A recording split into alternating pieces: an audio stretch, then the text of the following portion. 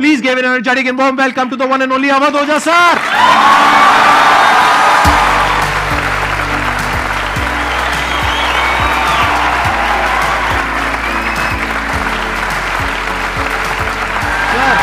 Sir hello sir, क्या हाल चाल? बैठिए जी, बैठिए। आइए। Thank you. इससे पहले कि ऑडियंस आपसे कुछ क्वेश्चंस पूछे, मेरे माइंड में एक क्वेश्चन आ रहा है। आईएएस में कितने लोग हैं जो हर साल उसके लिए अपीयर करते हैं? 5 से 6 लाख के आसपास। और सीट्स कितनी है? 1000 अप्रोक्सीमेटली। तो जिनका हो जाता है उनके बारे में तो सब बात करते हैं, जिनका नहीं होता है, जिन्होंने पूरी जान लगाई और जिनका नहीं हुआ, उनका क्या होता है? उनके रिश्तेदार उनकी चिंता करते हैं। वो फिर उनकी चिंता करते हैं।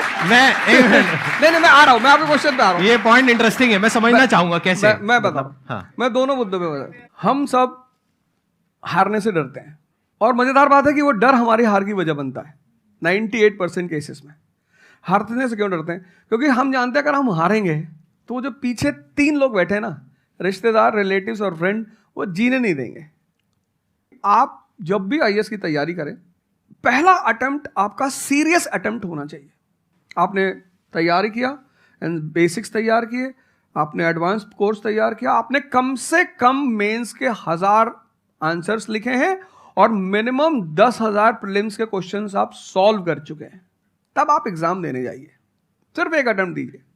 जिसने भी पहला अटेम्प्ट सीरियस दिया उसको दोबारा तैयारी नहीं करनी पड़ती, रिवीजन करना पड़ता है। भाई आप देखो ना, जितने सारे सेलेक्ट लड़के होते हैं उसमें बहुत सारे नौकरी कर रहे होते हैं, जॉब कर रहे होते हैं। कुछ लोग मुझसे पूछते हैं सर जॉब करते वक्त तैयारी हो सकती है? नहीं, जॉब करते वक्त तैयारी तो नहीं हो सकती, जॉब करते वक्त रिवीजन हो सकता है। 3 hours per day, 4 hours per day. तो मेरी एडवाइस ये है, क्योंकि ये एक बहुत रिस्की खेल है ये। मैं खुद ही बाहर हुआ, और फिर मैं कितने लोगों को देखता हूं जो 5-5, 6-6 अटेम्प्ट के बाद बाहर होते हैं। तो जिनको भी इस गेम में शामिल होना है, एक अटेम्प्ट सीरियसली आपका होता है, बहुत अच्छा है। आपको मैक्सिमम रिस्क लेना है तो आप 2 ले लो, उसके बाद आप अपना काम शुरू करो जो आपका सेकंड लाइन थॉट था। कोई लॉयर बनना चाहता है, कोई मेडिकल लाइन में जाना चाहता है, कोई मतलब जो भी आप एंटरप्रेन्योर बनना चाहते हैं आप करो, लेकिन अपने वो रिवीजन वाले 4 आवर बचा के रखो। आपने कितने अटेम्प्ट्स दिए थे सर? 4 अटेम्प्ट्स आपने दिए थे। और आपने कहीं से कोचिंग ली थी, यानी लाखों रुपए दिए थे कोचिंग में? नहीं, तब लाखों नहीं थे, तब हजारों थे। अच्छा, हजारों रुपए आपने खर्च करे थे, और आप एक मिडिल क्लास बैकग्राउंड से थे।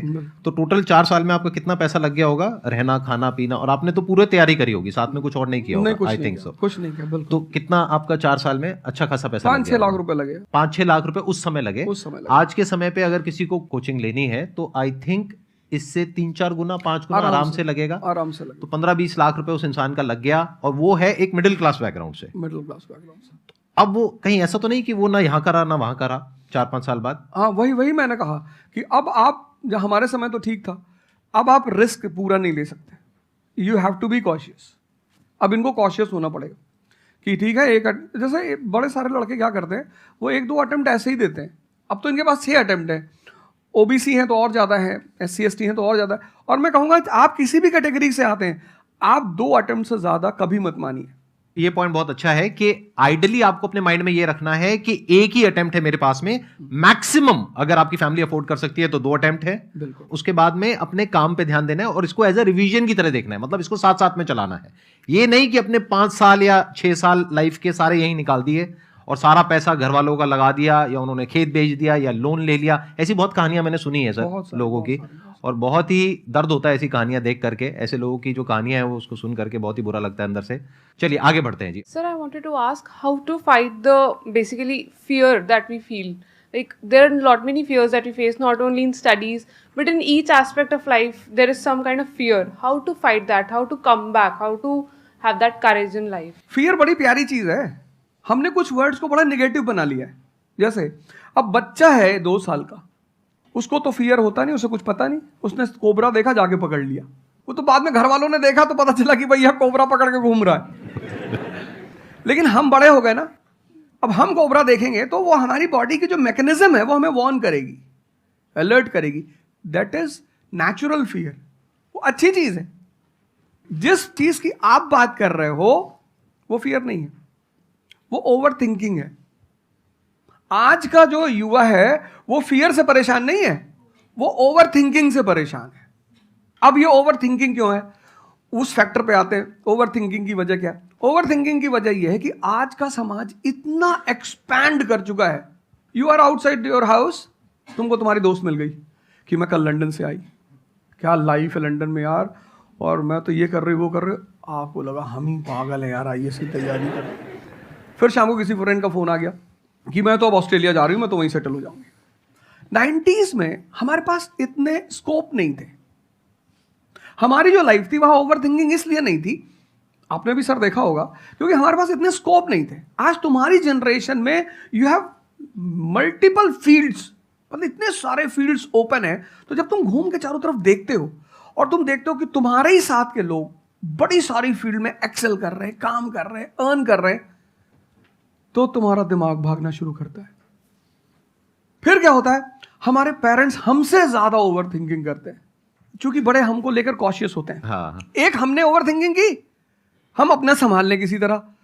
हम घर के अंदर गए, मम्मी रो रही है कि वो निशा मिली थी,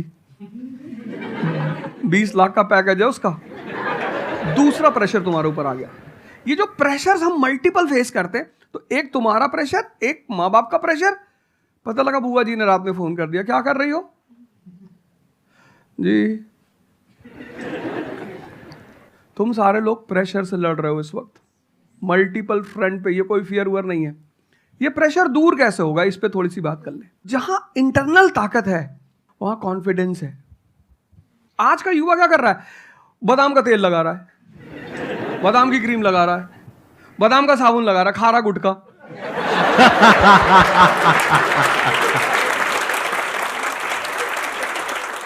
आप लोगों को चूंकि हर तरफ प्रेशर झेलना है, तो प्रेशर झेलने का सबसे अच्छा तरीका होता है इंटरनल पावर। तभी तो मैं जहां भी जाता हूं एक चीज रिपीट करता हूं, योगा करो, ध्यान करो। ध्यान करोगे मन ताकतवर हो जाएगा। सर, आपने जैसे कि अभी बोला कि मेंटल स्टेट के लिए एक्सरसाइज करो, योगा करो। तो पहले तो मैं फिजियोथेरेपिस्ट हूँ, ठीक है। मैं सुबह से मतलब योगा एक्सरसाइज है मेरा डेली रूटीन है, करना भी और कराना भी। उसके बाद भी at the end of the day मैं डिप्रेस हो जाती हूँ। ये नहीं कि मन नहीं लगता, इस चीज़ में ही मन लगता है, फैमिली से भी पूरा मन लगता है, ठीक है। उसके बाद भी end of the day depress हो जाती हूँ। तो उसको डिप्रेशन कैसे कम करी जाए? हम किसके साथ रहते हैं वो बहुत इंपॉर्टेंट है। मेरे एक दोस्त मेरे साथ आ रहे थे आज से करीब 7-8 साल पहले, धौला कुआं से। रात का टाइम था और हम दोनों, मैं गाड़ी चला रहा था, हम इंडिया गेट के सामने से निकले तो उन्होंने मुझसे कहा कि अब हम बुढ़े हो गए हैं। मैंने गाड़ी रोकी, मैंने कहा उतरो। तो उन्होंने कहा कि क्या हुआ? मैंने कहा उतरो, तो उतरो जरा। उतर गए, मैंने दरवाजा बंद करो, चले गए। आज तक मैंने उनसे बात नहीं की। वो उनसे पूछते हैं आज, अब तो खैर बात ही नहीं होती, पर वो बहुत उन्होंने कोशिश की कि अवध क्या हुआ? तुम दिन भर अपने आप को मोटिवेट करती हो, काम करती हो, जब तुम वापस घर में आती हो, अपने समाज में जाती हो, तो सब तुम्हारे मेंटल स्टेटस का थोड़ी है, वो तुम्हारी सारी ऊर्जा को खींच लेते हैं। इसीलिए तो माँ बाप हमारी संगत पे बड़ा ध्यान देते हैं। तुम्हें लगता होगा कि माँ बाप कितने बदमाश हैं, माँ बाप भगवान हैं। उनका एक्सपीरियंस तुम अपने दोस्तों को लेके जाया करो उनके सामने। कोई अल्ट्रासाउंड क्या करेगा जितना माँ बाप करते हैं, कोई स्कैनर क्या करेगा, सही बात है, देख के कोई 2 फोटो मिनट कैमरा में क्या फोटो खींचेगी, देख के बता देते हैं। बहुत बहुत दुष्ट है ये, इसकी आंख के नीचे देखो यहाँ निशान है, बहुत दुष्ट है ये। और वो लॉजिक भी बड़ी अच्छी सी देते हैं, कोई कुछ भी देते हैं लेकिन बड़ा अच्छा सा लॉजिक देते हैं। तो ये हमारे साथ होता है। इसलिए हमें पहले गुरुकुल भेजा जाता था, और आज की हमारी सोसाइटी इसको सिर्फ नेगेटिव दिखाई पड़ रहा है। मैं अभी अब घर गया था, हमसे लोग कह रहे भैया 24 का चुनाव लड़ोगे? मैंने कहा यार पॉलिटिकल पार्टियां कह रही कि तुम सीधे प्रधानमंत्री बन जाओ। अननेसेसरी परेशान किए हुए, अननेसेसरी दूसरों से मत। और ये एक जगह का नहीं है, ये यूनिवर्सल हो चुका है। तुमने कह दिया कि मैं आईएएस की तैयारी कर रही हूँ, अरे नहीं होता किसी का। तिवारी जी की लड़की दी थी, 2 साल बाद पागल हो गई। तुम इतने डिप्रेस समाज में रह रहे हो। वो तो महेश्वरी जी जैसे लोग हैं जिन्होंने बहुत लोगों को जिंदा कर रखा है। Thank you. जब आपको कोई सहारा नहीं होता, आपने टाइप किया संदीप महेश्वरी, एक वीडियो आ गया, आप रिलैक्स हो गए। जब आप इन्हें सुनते हो तो आपका टेम्परेचर हाई होता है। तो एक ही आदमी को आप सुनते हो ना जिससे टेम्परेचर हाई हुआ, हमको सुन लिया कुछ ज्यादा ही हाई हो गया। लेकिन 2 लोगों को छोड़ दो, 3 लोगों को छोड़ दो, 4 लोगों को, ऐसे 10-12 लोग हिंदुस्तान में है, पॉपुलेशन 1 बिलियन 50 करोड़। तो तुम 10 लोगों को सुनो और बाकी जो तुम्हारे साथ 500 जुड़े हैं वो तुम्हें तो नीचे ही ले जा रहे हैं। इससे बचो, अपनी सर्कल को थोड़ा सा रिजर्व करो। तुम किससे बात करते हो, कौन सा लिटरेचर पढ़ते हो, लिटरेचर पर ध्यान दो। जैसे मैं रश्मिरथ पढ़ता रहता हूँ, खाली हुआ, प्रसादों के कनकाब शिखर होते कबूतरों के ही घर। ये जो बड़े बड़े मकान हैं, कभी किसी बाज को यहां रहते हुए देखा? कबूतर रहते हैं।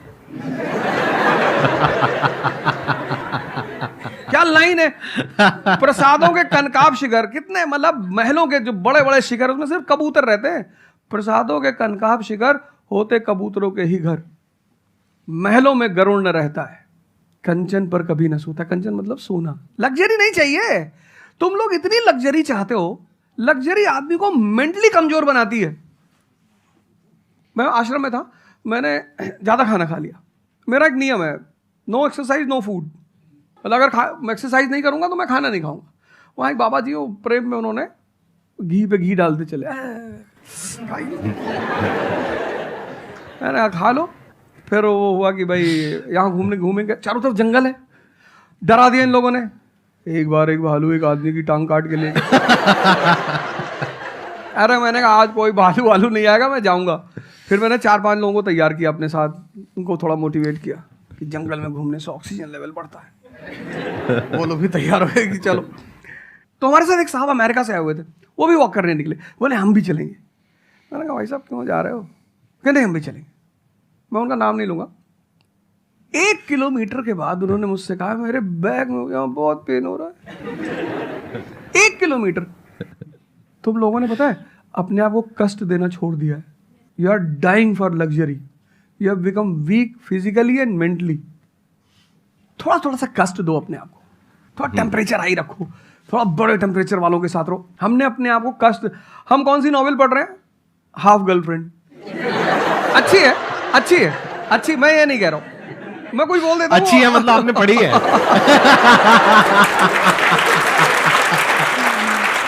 नहीं फिर कोई पकड़ निकाल लेगा, कोई वो क्लिपिंग निकाल लेगा, ओ गाली दे रहे थे उनको। नहीं, आपने बहुत सारी गलतियां कर दी, आपकी जनरेशन ने अपने को कष्ट देना छोड़ दिया। हाँ। आप पढ़िए बड़े बड़े लोगों, अंबेडकर को पढ़ो, उनका जीवन संघर्षों का, प्रभु राम का जीवन पढ़ो। ये सब संघर्ष, ये सब लोग हैं जिन्होंने जीवन में लड़ाइयां लड़ी हैं। आपने उनको साइडलाइन कर दिया।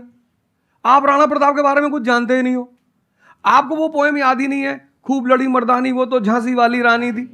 आपको तो एक चीज बता दी, twinkle twinkle how I wonder. आप वंडर किए जा रहे हो पूरी जिंदगी में।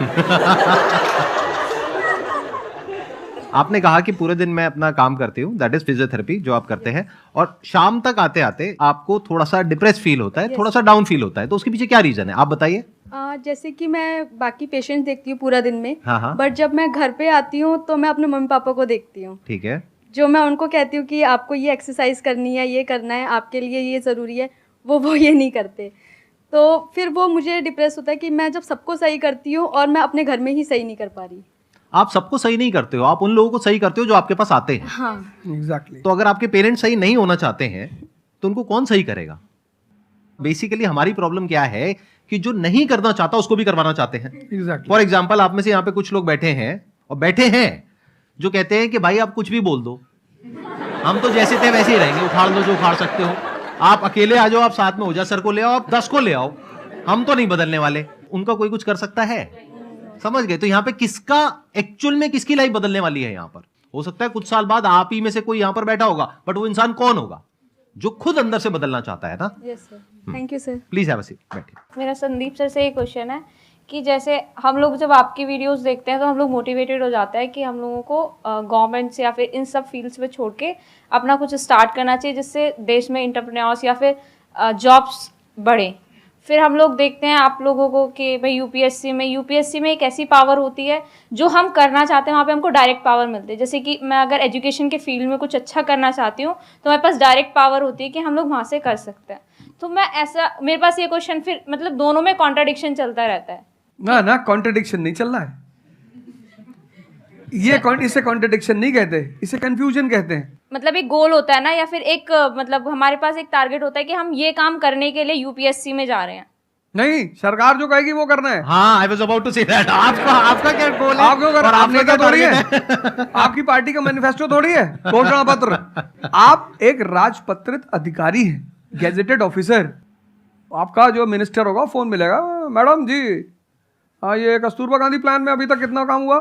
जी sir, I give the review in the evening sir. Okay, thank you. ठीक है मैडम, बाय, खत्म। सो आपका कहने का मतलब है कि जो सिविल सर्वेंट बनते हैं या आईएएस ऑफिसर बनते हैं उनके पास कोई पावर नहीं होती? पावर होती है जब तक जनता अपनी पावर नहीं समझती।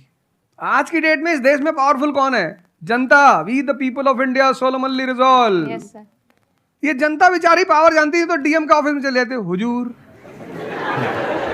इसको बेचारे को बताएं, नेता देखा, मेंबर ऑफ पार्लियामेंट देखा, पैर छू लिए, तेरे फूफा है? नहीं भैया नहीं भैया, सांसद जी हैं। सांसद जी हैं तो क्यों पैर छू रहा है? तो पावर इस असलियत में इस देश की जनता के पास है। चूंकि वो जानती नहीं है, इसलिए तुमको इनके पास इनको काम करने का अधिकार है। ये है the right to work, the right to implement. लेकिन चूंकि जनता अपने अधिकार को नहीं जानती, तो तुम्हें दूर से दिखाई पड़ता है कि अरे आप बेटा कंफ्यूजन से बाहर आओ, ठीक है? और ग्लैमर मत देखो। आप बेसिकली पावर नहीं देख रहे हो, आप ग्लैमर देख रहे हो। आपको जो करना है उसको डिसाइड कर लो आप, और उस रास्ते पे आगे बढ़ो कि आप कल किसी भी फील्ड के मुकेश अंबानी बन जाओ, अडानी बन जाओ, वॉरेन बफेट बन जाओ, बिल गेट्स बन जाओ। इस रास्ते पे जाओ। Thank you sir. मैं यहाँ पे थोड़ा सा ऐड करता हूँ कि जो आपने बोला ना कि ये कॉन्ट्रडिक्शन है, सबसे पहले तो जो सर ने बोला कि ये कोई कॉन्ट्रडिक्शन नहीं है, ये कंफ्यूजन है, बिल्कुल सही बात है। अब कंफ्यूजन क्या है, उसकी जड़ क्या है? आप क्या कर रहे हो? आप बस हम लोगों की बातें सुन रहे हो। यहां से मैंने कुछ बोला, इन्होंने कुछ बोला, दोनों अलग अलग स्टैंड पॉइंट है। मतलब इस दुनिया में आर्ट्स भी है, साइंस भी है, कॉमर्स भी है। अब आप कहोगे अब इन तीनों में कॉन्ट्रडिक्शन है। अरे कॉन्ट्रडिक्शन नहीं है, अलग अलग लोगों के लिए अलग अलग स्ट्रीम्स है। डिपेंड्स अपॉन कि आपकी प्रेफरेंस क्या है, आपकी प्रायोरिटीज क्या है। तो आपको तीन चीजें देखनी पड़ेंगी, एक अपना पास्ट, अपना प्रेजेंट और अपना फ्यूचर। कि पास्ट में आपने कैसा परफॉर्म किया है। अगर आप पढ़ाई में बहुत अच्छे रहे हो तो आपको क्लियर नजर आएगा कि अच्छा मुझे पढ़ाई से रिलेटेड कुछ करना है, तो वहां से रास्ता क्लियर हो जाता है। बट अगर आपके दिमाग में 24 घंटे बिजनेस आइडियाज घूमते रहते हैं, जहां भी जाते हो वहां पे गोलगप्पे खा रहे होते हो, आपके दिमाग में चल रहा होता है अबे इतने पैसे ले लिए, उसमें से इतने का गोलगप्पा, इतने का पानी है, पानी तो इतना फ्री होता है, मेरे से लिया 20 रुपए, ये तो 5 रुपए का काम है, तो 15 रुपए इसके पास में गए, कितने लोगों ने एक दिन में खा लिए, इतने पैसे कमा लिए, व्हाटएवर। अगर इस तरह का आपका माइंडसेट है तो वहां पे एंटरप्रेन्योरशिप, स्टार्टअप, इन सब चीजों का बेनिफिट है। तो हर रास्ता हर एक के लिए नहीं होता है। तो ये आपको कैसे समझ आएगा? अपने पास्ट को देख करके। दूसरा, अपने प्रेजेंट को देखो कि आपके पास में क्या रिसोर्सेज हैं। सोचने से क्या होता है, आपको ये भी तो देखना पड़ेगा आपके पास में क्या रिसोर्सेज हैं। उसके बेस पर आप सोच सकते हो ना। कल को आप कहो कि मैं एक टेलीकॉम कंपनी लॉन्च करूंगी जो कि जियो को कंपटीशन देगी, ठीक है, सोच लो। कुछ नहीं होगा। क्या है पीछे, बैकग्राउंड क्या है, आपके पास में क्या रिसोर्सेज हैं, how are you going to compete. तो आप फालतू में कुछ भी सोच रहे हो ना। तो यहां पे कॉन्ट्रडिक्शन क्या है, कंफ्यूजन क्या है? कुछ भी नहीं। तो जब आपके रिसोर्सेज ही आपको अलाउ नहीं कर रहे वो करने के लिए, तो सोच क्यों रहे हो? तीसरा, फ्यूचर में आप अपने लिए कैसी लाइफ चाहते हो। जैसे सर ने कहा कि पावर नहीं मिलती है वहां पे सर्व करना होता है। इस गलतफहमी से बाहर आ जाओ कि वहां पे पावर मिल जाएगी। पावर तो पूरी की पूरी एक हिरार्की है, जिस हिरार्की में टॉप पर पब्लिक बैठी है एक्चुअल में, वो हमें पता ही नहीं है। हमारे हाथ में पावर है, किसको वोट करना है, किसको पावर में लेकर के आना है। फिर उनकी पावर के अकॉर्डिंग आगे पावर का डिस्ट्रीब्यूशन होता है, पॉलिसीज का डिस्ट्रीब्यूशन होता है, फिर उसको इंप्लीमेंट करना होता है। तो आपको देखना है कि आपको एग्जैक्टली लाइफ में चाहिए क्या है। कि अगर आपका माइंड है बहुत ज्यादा क्रिएटिव, कि आपको हमेशा दिमाग में आइडियाज घूमते रहते हैं कि कुछ अजीब करना है, कुछ अलग करना है, ये करना है, वो करना है, तो फिर वो रास्ता आपके लिए नहीं है। क्योंकि वहां पे आपके पास में पावर नहीं है, रिस्पॉन्सिबिलिटी है। But once you go in the entrepreneurship space, वहां पे रिस्पॉन्सिबिलिटी नहीं है, वहां पे पावर है, पावर टू क्रिएट। अब आपको देखना है कि एट द एज ऑफ 42, 48 आप किसके जैसा बनना चाहते हो। अगर एक टीचर बनना चाहते हो तो ये रास्ता है। उसके अलावा जिन्होंने यूपीएससी को क्रैक किया है उन लोगों का आप लाइफस्टाइल देख सकते हो। वैसे बनना चाहते हो, बहुत बढ़िया। मेरे जैसा बनना चाहते हो, बहुत बढ़िया। किसी और के जैसा बनना चाहते हो, बहुत बढ़िया। बट किस बेस पर? अपनी पर्सनालिटी को देखो ना, क्या लाइन हो रहा है। सर एक्चुअली आपका सेशन देख के मैं पब्लिक स्पीकिंग सीख रहा हूँ। तो कॉन्फिडेंस बढ़ाने के लिए जो आसपास के स्कूल है ना, स्कूल क्लासेस जो है उनके पास मैं जाता हूँ बच्चों को थोड़ा सा ये करने के लिए। तो मैं जाके वहाँ पे रश्मि रथवी सुनाता हूँ, मेरे को आती है थोड़ी थोड़ी, तो मैं वो सुनाता हूँ। छत्रपति शिवाजी महाराज के बारे में सुनाता हूँ। तो उन बच्चों का मैंने थोड़ा नोटिस किया, तो वो क्या कह रहे थे मुझे कि सर जो टीचर है अभी जो सिखा रहे वो बस सब्जेक्ट के बारे में बताते हैं और बोरिंग तरीके से सिखाते हैं, ना कोई एक्स्ट्रा कुछ एक्टिविटी नहीं करवाते, कुछ नहीं करवाते। और जब ऐसा कोई एडिशनल गेस्ट आता है जो कुछ एडिशनल सिखाता है तो उनका माइंडसेट थोड़ा चेंज होता है कि सामने वाले टीचर से भी वो वही एक्सपेक्ट करते हैं। तो मुझे कभी कभी लगने लगा है कि मैं जाके गलत कर रहा हूँ या वो टीचर का, वो स्टूडेंट का देखने का नज़रिया बदल रहा है, तो वो वहीं से वो एक्सपेक्ट कर रहा है और उनका मन वहीं पे नहीं लग रहा है वो सब्जेक्ट में। तो अभी मैं क्या काम करने के दो तरीके हैं। एक, आपको काम करना ही है, कोई ऑप्शन नहीं है। एक है आप किसी भी कीमत पे काम करना चाहते हो। जैसे मैं किसी भी कीमत पर पढ़ाना चाहता ही हूं। इसने मुझे इज्जत दिया, सम्मान दिया, प्रेम दिया। मैं एक शादी में गया था 2 दिन पहले, लोग दूल्हे उल्हे को छोड़ के मेरे पास आ गए। दूसरा बेचारा फ्रस्ट्रेशन में आ गया कि यार हमसे मैसेज किया, तुम यहाँ से चले जाओ। मतलब उनके भाई ने मुझे मैसेज किया, बड़े भाई ने कहा, यार तुम यहाँ से जाओ, शादी नहीं हो रही है। मतलब वो द्वार चार वगैरह सारा प्रोग्राम था, वो सब बाहर हो जाओ सर। तो हमारा जो देश का शिक्षक है उसके मन में कोई मोटिवेशन नहीं है कि वो क्यों पढ़ाए। जैसे हमारे घर मामा आए, हमारे उनके आने पे हम बड़े खुश होते थे कि मामा आए। क्यों? क्योंकि हमें पता था कि ये जब जाएंगे तो पैसा देके जाएंगे। इस देश के शिक्षक को, सरकार को कुछ ऐसा करना चाहिए कि उसके मन में एक मोटिवेशन हो कि 6 बजे का स्कूल है, वो सुबह 4 बजे पहुंच जाए। कुछ ना करे इस देश की सरकार, सिर्फ उनको वीआईपी का दर्जा दे दे। फिर आप देखना, पैसा तो कौन नहीं कमा रहा है, शिक्षक सम्मान चाहता है। तो मैं अपने टीचरों से पुराने मिलता हूं, तो जैसे कहीं मिल गए वो सड़क पे, मैं खड़ा हो गया, रोक दिया सब, हाँ सर, पैर चले, तुरंत ऐसे सीना उन्हें चौड़ा कर लेते हैं कि हमारा बच्चा है जी। शिक्षक एक दुनिया की ऐसी लॉबी है जिसको सम्मान चाहिए। आप लोग कहीं भी अपने पुराने टीचरों को मिला करो, ठीक है, हो सकता है उन्होंने आपको कभी मारा हो, डांटा हो, कुछ बोला हो, लेकिन अब आप उनको थोड़ा सम्मान दे दिया करो, उससे बड़ा उन्हें फील होगा। हमारे देश के शिक्षकों के पास इनर मोटिवेशन की कमी है। कुछ लोग हैं जो इंडिविजुअल मोटिवेटेड रहते हैं, वो करते हैं कई सारे टीचर, लेकिन वो इंडिविजुअल। कुछ लोग होते हैं ना जिनको अपने धर्म का एहसास होता है, उनके लिए वो ड्यूटी नहीं होती, वो धर्म है उनका। तो वो तो जैसे भाई आप जाके आप धर्म के रूप में कर रहे हैं, हाँ। 2-4 टीचर और भी कर रहे हैं, 10 टीचर और भी कर रहे हैं, लेकिन सरकार को, टीचरों को कुछ तो ऐसा करना चाहिए कि उन्हें फील हो कि नहीं यार, ये हमारा देश है, ये हमारे बच्चे हैं, हमें इनको बनाना है और ऊपर उठाना है। तो अगर सरकार कुछ ऐसा कर देगी ना, सेल्फ मोटिवेशन दे देगी, अरे फिर तुम देखना इस देश के टीचरों को। सर, इसमें आपसे बात करते करते ना मेरे माइंड में एक सॉल्यूशन आ रहा है, क्योंकि एज एन एंटरप्रेन्योर मेरे माइंड में सिस्टम्स एंड प्रोसेसेस घूमते हैं। मतलब मेरे माइंड में ये घूमता है कि कैसे एक प्रॉब्लम है उसको सिस्टम में कन्वर्ट कर दिया जाए, जो कि वो काम अपने आप हो जाए। क्योंकि ऐसे बहुत ही कम टीचर्स होंगे जो अंदर से मोटिवेटेड होंगे। तो ये थ्योरेटिकली तो बड़ा अच्छा लग रहा है सुनने में, बट हजारों में कोई एक आध होगा। बिल्कुल। तो अब मेरा स्टैंड पॉइंट क्या है कि क्या हो अगर जैसे हम ई-कॉमर्स वेबसाइट्स पे जाते हैं, वहां पे प्रोडक्ट के रिव्यूज होते हैं। रिव्यू कौन देता है? जो कस्टमर है। तो टीचर का रिव्यू कौन दे सकता है? जो बाहर बैठा है उस कमरे से, वो या जो कमरे के अंदर बैठे हैं। तो अगर कुछ ऐसा सिस्टम हो जाए, एक ऐसा प्लेटफॉर्म बन जाए गवर्नमेंट का जहां पे सारे टीचर्स लिस्टेड हो और based upon the number of reviews and the quality of reviews उनको रिवॉर्ड दिया जाए अच्छा ऑटोमेटिकली, कि मतलब जो नंबर 1 पे आया उसकी सैलरी डबल, कि अगर उसकी 50,000 है तो 1 लाख। बहुत अच्छा सोल्यूशन। और जिसके इतने रिव्यूज आए, यानी जिसके 4 स्टार या उससे ऊपर आए, उनकी सैलरी सीधा डबल हो गई। तो फिर देखो क्या मजा आता है। फिर हिस्ट्री पढ़ाने का जो स्टाइल है ना, वो सारे टीचर्स आएंगे अवध ओझा सर के चैनल पर और आकर के सीखेंगे भाई क्या कहानी है ये, ऐसे कैसे पढ़ाएं कि बच्चे दीवाने हो जाए।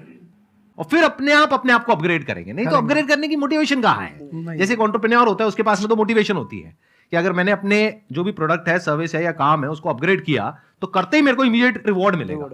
जैसे सेल्स टीम में अगर आप कहीं पर काम करते हो, कितने लोग सेल्स डिपार्टमेंट में है, अलग अलग कंपनी में जो जॉब कर रहे हैं, तो सेल्स में इंसेंटिव का एक सिस्टम होता है।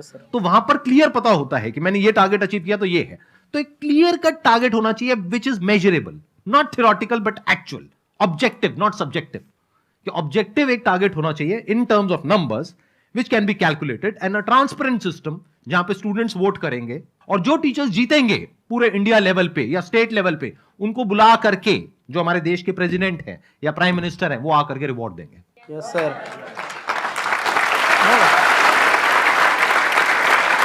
Thank you so much sir आने के लिए यहाँ पर, दिल से धन्यवाद। मुझे बड़ा अच्छा लगा आपसे बात मुझे करके। बहुत अच्छा लगा यहाँ आके। Thank you sir.